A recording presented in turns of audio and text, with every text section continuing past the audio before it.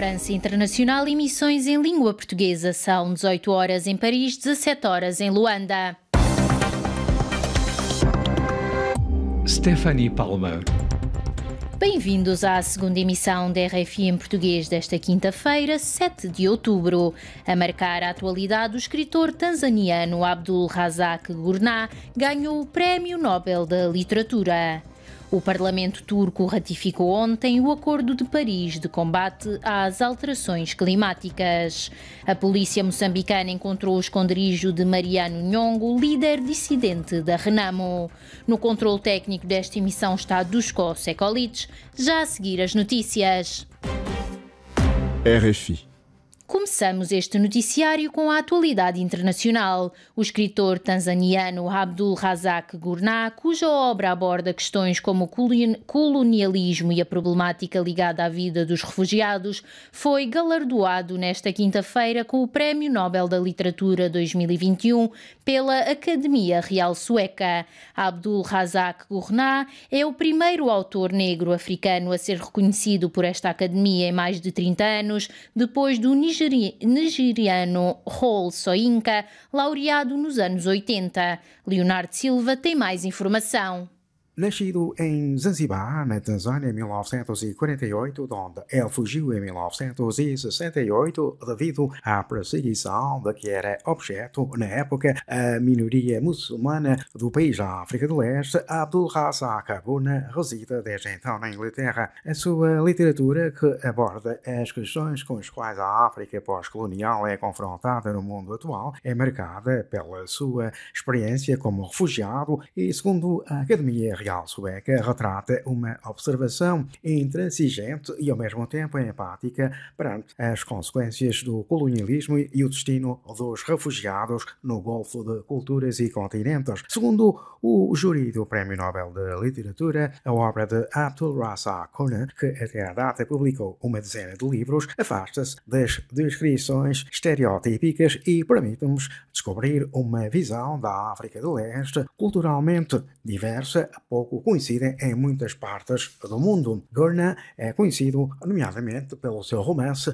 Paradise, Paraíso. Em 2020, o Nobel da Literatura foi atribuído à poetisa norte-americana Louise Gluck. Gurnah, atual vencedor do prémio, é considerado como uma das figuras mais importantes da literatura africana pós-colonial. Prosseguimos com a atualidade na Turquia. O Parlamento ratificou ontem à noite por unanimidade o Acordo de Paris de combate às alterações climáticas. Esta decisão parlamentar segue-se ao compromisso assumido pelo presidente turco Recep Tayyip Erdogan na Assembleia Geral da Organização das Nações Unidas no passado mês de setembro. Na Turquia, José Pedro Tavares tem mais informação. O Parlamento turco aprovou ontem por unanimidade a ratificação do Acordo de Paris para combater as alterações climáticas, negociado em dezembro de 2015, a poucos dias do início da próxima Convenção Global para o Clima, que começa a 31 de outubro em Glasgow. A Turquia já tinha assinado o Acordo de Paris há 5 anos, mas sempre se recusou a ratificá-lo por discordar da classificação do país como desenvolvido nos anexos da Convenção.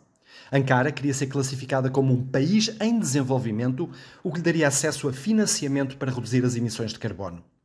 A decisão agora vem no seguimento de um verão em que a Turquia foi afetada pelos maiores incêndios florestais dos últimos 40 anos. Arderam 200 mil hectares de floresta, 5 vezes mais do que a média anual, e também por inundações devastadoras em algumas localidades do Mar Negro que causaram mais de 80 vítimas mortais.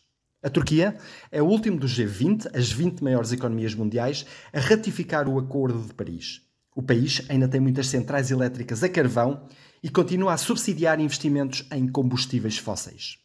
Ankara quer agora reduzir as suas emissões de carbono uns 21% até 2030 e comprometeu-se a atingir a neutralidade do carbono em 2053. A Turquia é o 16º país do mundo que mais gases emite, cerca de 1% das emissões globais de gases de efeito estufa. José Pedro Tavares, RFI, em Ankara.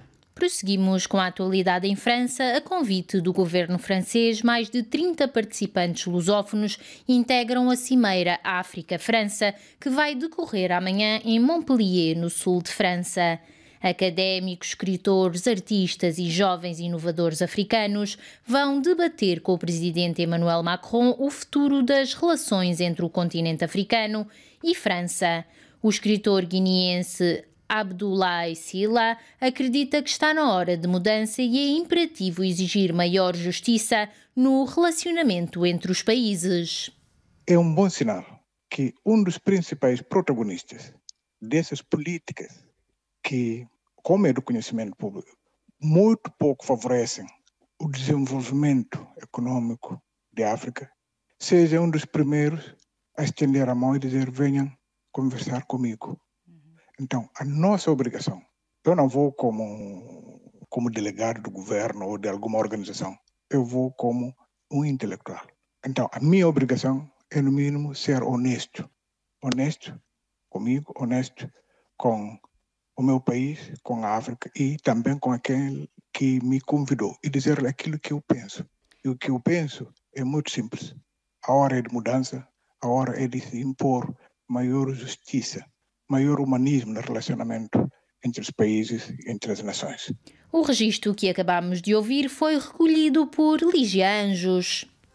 São Tomé, 102.8 FM.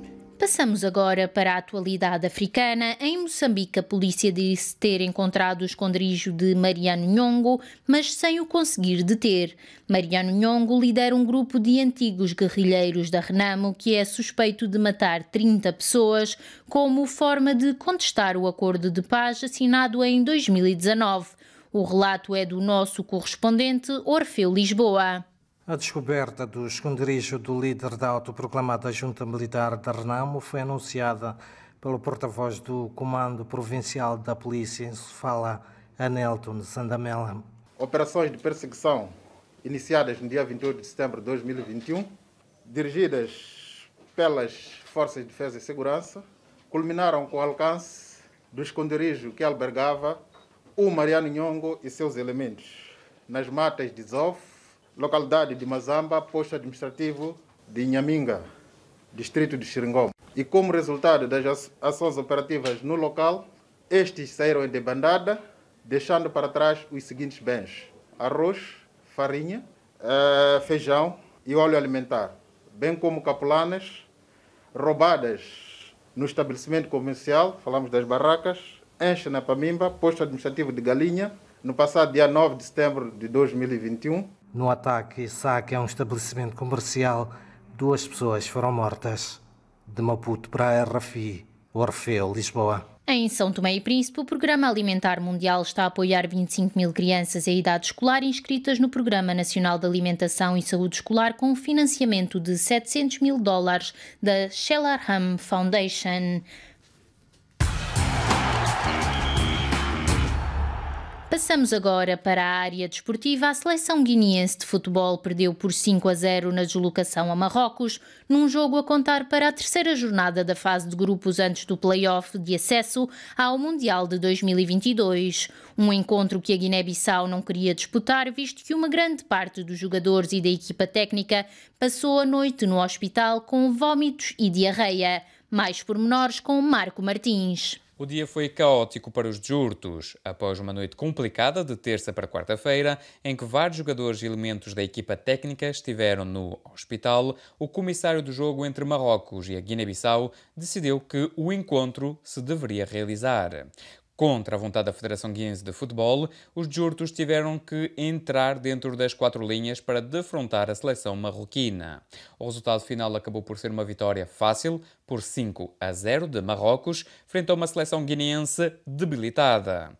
Nas redes sociais, a Federação de Futebol da Guiné-Bissau admitiu que tinha apresentado um protesto neste jogo, visto que quase todos os jogadores e elementos da equipa técnica tiveram de ir para o hospital com vômitos e diarreia após a refeição de terça-feira à noite. Com este resultado, Marrocos lidera o grupo I com 6 pontos, enquanto a Guiné-Bissau está no segundo lugar com 4 pontos. A Guiné-Conakry ocupa a terceira posição com 2 pontos, enquanto o Sudão está no último posto com apenas 1 ponto. De notar que no outro encontro do grupo, o Sudão e a Guiné-Conakry empataram a 1 bola. É o fim deste bloco informativo. Continue connosco para a segunda parte da nossa emissão.